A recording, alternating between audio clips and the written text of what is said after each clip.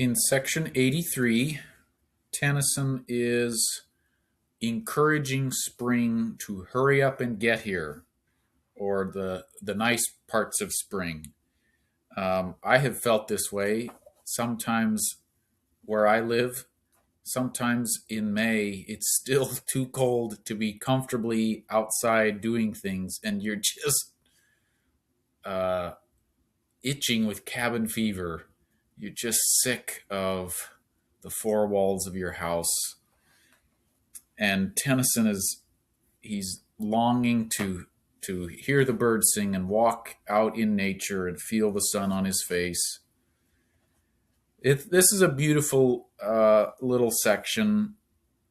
It's very much in adoration of nature, or not in a religious way, but in just a loving way, I guess. He says in the last stanza, "O thou new year delaying long, delayest the sorrow in my blood, that longs to burst a frozen bud and flood a fresher throat with song. Spring, the longer you take to get here, the more I'm suffering." This section, let's see, in the first line, "Dip down upon the northern shore," it almost sounds like he's hoping spring comes from the north, which doesn't make sense to me geographically. I don't quite know what he means by that northern shore, because you would think that spring would come from the south up. I don't know, but anyway, he is praying or hoping that spring will come.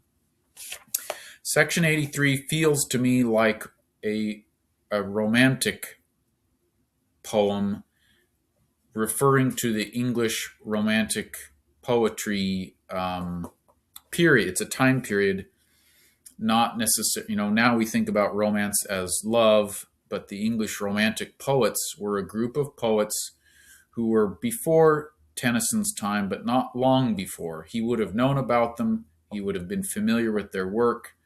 They were as much celebrities in their day as we talk about, the musicians and other celebrities, movie stars in our day. They would have been very well known. The romantic movement was kind of a reaction to the Industrial Revolution. So we get people moving into factories, spending all their days in factories instead of the fields.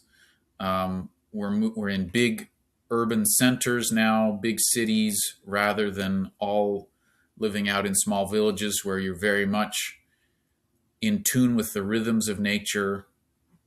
So the Industrial Revolution brought those kinds of changes. And then the English Romantic poets said, no, we've lost something with this industrialization. We want to reconnect with nature. We want to find the beauty that's out in nature and remember that we're people, not just production machines. We're humans. We have a spirit and a purpose beyond just our ability to dig coal or our ability to drive a cab or produce widgets in a factory.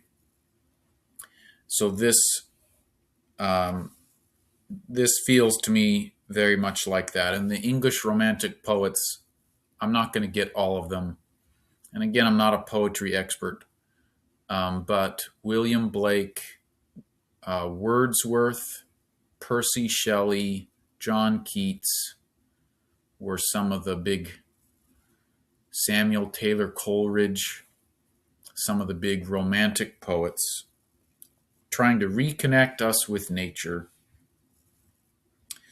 So here's Tennyson. Sounds to me like he's kind of trying his hand at English romantic poetry.